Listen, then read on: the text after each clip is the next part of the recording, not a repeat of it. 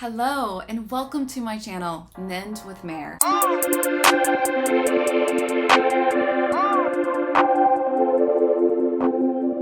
My name is Meredith-Bmore and I am a therapist, but I'm a little bit different. I'm not your average therapist. I am really about transparency and no bullshit and things that you can really do to help mend your life. And I believe that you already have all of those tools. I just kind of help you see them and guide you along a little bit. So thank you for joining me. I'm honored to have you here. Let's get into it.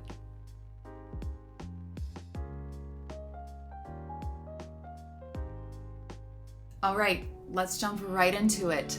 Today we're going to talk about the difference between self-love and self-care. Then we're going to get into some self-care tips that are a little bit unconventional from a therapist that really does believe in no bullshit. So let's get started. First thing we're going to talk about is self-love. So self-love is something that never left. You have it, whether you know it or not. It is deep down in there. It is like a knowing, something that is truly a part of you. It's this unconditional love that you have for yourself. And it might have gotten really mucked up over the years. You know, society, conditioning, they can all, kind of rub it all away, but it's never gone away. It's down deep in there. There's a problem because in our society, or in our culture too, self-love can often be associated with vanity or selfishness or some type of narcissistic traits that some people have. But the truth of the matter is that self-love, it's anything but selfish. It is essential because it shows self-respect. And I do believe, you'll know by spending more time on my channel, that we teach other people how to treat us.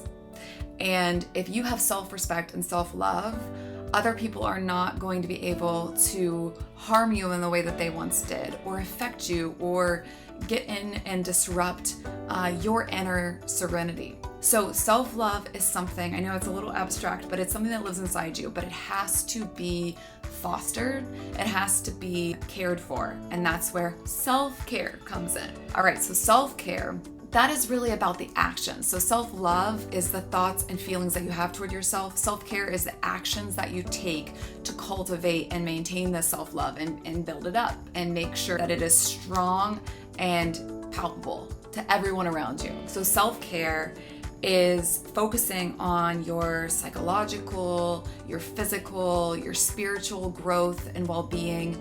You've got to do lots of different things to support that. And it comes in a lot of forms. It's how you speak about yourself, things that you put in action around you, like the hobbies and making time for yourself, for the things and people that make you feel good. We are going to get into that a little bit further, and I just want to brace you all. This is not going to be what, a very typical explanation of different things that you can do.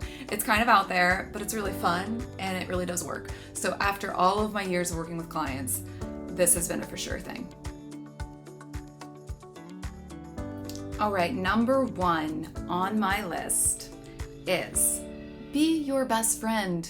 I know it sounds kind of cheesy, but don't talk shit to yourself all the time. I'll have clients sit in session and they'll be like, I am such an idiot, I blah, blah, blah. No, let's take a drink. All right, we're gonna stop. We're gonna reframe that type of speech about yourself, because I care so much for my clients and I will not let them talk so badly about themselves in my presence. Like, they should respect themselves more too. So we do a lot of changing the type of way that you speak. So instead of saying, I am an idiot, you can say, I feel like an idiot when I do X, Y, and Z, but I know I am a fill in the blank, powerful person. I am a kind person. I am a badass bitch. Like, whatever you want. Speak to yourself like you would your best friend. or your elder or your ancestor. Like there's so many different ways that you can learn how to speak to yourself in a better way. It's just not benefiting. It brings you down and it becomes your truth. If you truly believe that you're an idiot, like how is abundance and really good things gonna happen for you? So we have to shift it. Sometimes the therapist is the only person in your life that is willing to point that out and say, no, I'm not gonna allow you to talk to yourself like that. I love you too much. I care about you too much. I really wish that there were other people in your life that I hope can build you up. So let's say, imagine if it's a grandparent that you love or that adores you. If you don't have like a best friend, like a colleague of yours that you really, really enjoy. And how do you talk to them? How do you make them feel good? And use that and generate it to yourself. Okay, so my next tip is to move your body. At least once a day, a little bit. I'll admit I'm pretty lazy and I don't enjoy working out, but I like to do certain things like tapping and shaking my body. It's like a form of Qigong. And so we'll start with like tapping the crown of my head, moving down to my cheeks, to my jaw, to my collarbone. And it's just like a way to move some of the energy around. If that's too far out there for you, you can do swimming and walking and all of those different things. Another way to move energy though is to break some things. So what I mean here is you can go to Goodwill, pick up some cheap plates, maybe some champagne glasses, whatever suits your fancy. Go to an area and part of your house, like sometimes I do it down in our like creepy basement. You can write on it with a Sharpie, like whatever the situation is or whoever the person is. I know that sounds messed up, but it does help. And then maybe putting whatever you're feeling and just take it and just chuck it. There's something about seeing it just shatter everywhere that is just a release. So make sure that you're safe. Make sure you're putting on like sunglasses or something that's protective wear and just let it go. Let it out there. It can be so rewarding. And then, yeah, it's not always fun cleaning it up afterward, but at the same time, it just like you get to see that it's shattered and gone and there's a release there. If you don't want something so violent, you can also write different things down, your different feelings down. Then you can like fold it up, light it and burn it and get it to go away. There's something really satisfying about that. But movement of any kind, even if it's like taking it, lighting it and just like watching it and like throwing it away, something that's so essential to our beings and what we need. It's movement. It's giving yourself that kind of love in a physical form. Okay, my next tip is to rest your bones. Please stop scrolling. Stop mindlessly scrolling. Stop laying there, letting yourself be consumed with your thoughts. Maybe read a little bit before you fall asleep. Do something to get 7 to 9 hours of sleep if you can, and prioritize it. Whenever you're sleep deprived, you're not great. Your mind isn't as quick. You're not doing things to the best of your ability. So just give yourself that gift of sleep. I don't care what you have to do to get it. If you need to take some CBD gummies that can knock you out, melatonin, things to assist with it, obviously please consult with a medical doctor if it's something more extreme than that. Hopefully you're not doing that. Do whatever you can to get that sleep, and movement's a big part of that because it can like wear your body out so that you'll be more relaxed and you can move into it.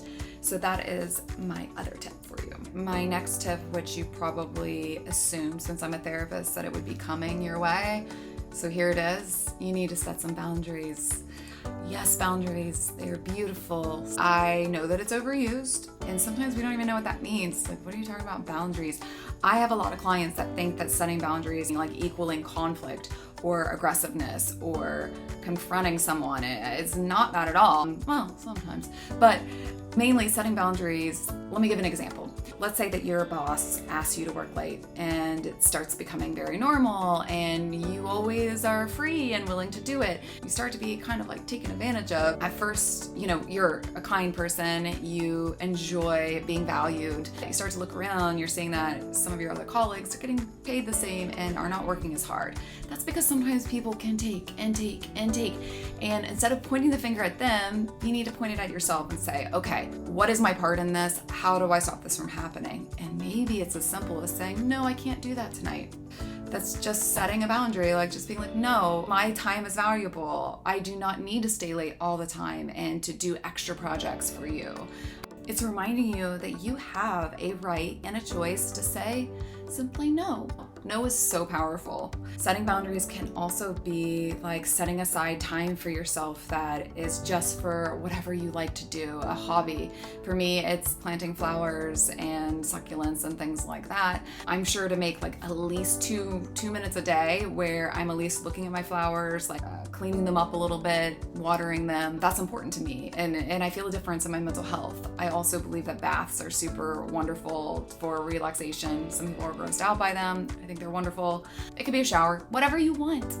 Think about like what your needs are. Like sit down with yourself and say, okay, what do I need every day? Taking little baby steps and like integrating this into your life. And this will make self-care easier, and it can make setting boundaries a lot easier too. All right, so this is kind of part of setting boundaries, but it is shedding the dead weight. You want to surround yourself with people and things in your environment and beings that really like fill you with joy and that relax you. So you have to pay attention to how you're feeling after, let's say, a social event or a lunch with someone.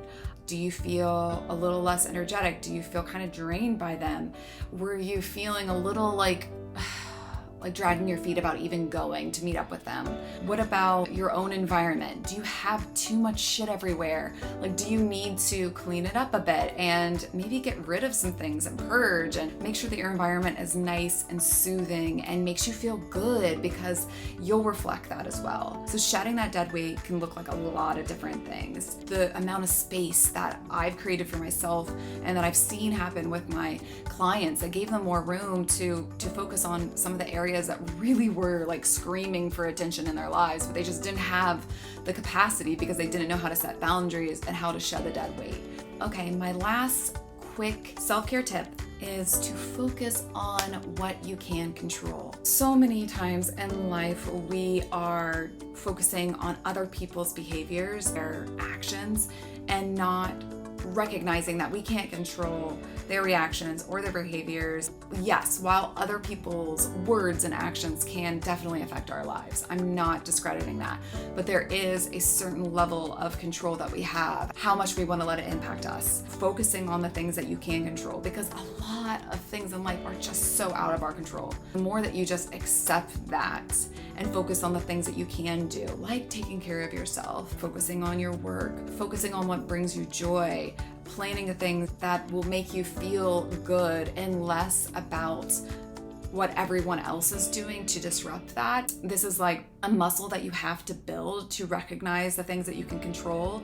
It's not something that just like I'm telling you to do it and just happens overnight. No, it's really paying attention to how you speak and what your focus is on. Saying, okay, I notice that I'm upset right now. What about the situation can I control? If there's nothing, there's nothing. There's like real peace and freedom and just being like, okay, I'm going to put space between myself and that situation and focus on what I can control, because that really does bring calm. I have had to teach myself this, and it is really tough, but now it's really second nature. And I think that it's boosted my mood and has actually given me the energy to pursue things that I've wanted to do, like this. I hope that you got some interesting, unconventional, quick tips for self-care. Like me to go more in depth with, let me know in the comments below. We wanted to have some quick tips that you can really do. It's not things that are just out there and that you have to think about. It's like you legit can break plates today, empowering you to really be the person designing your life so that it's in your hands.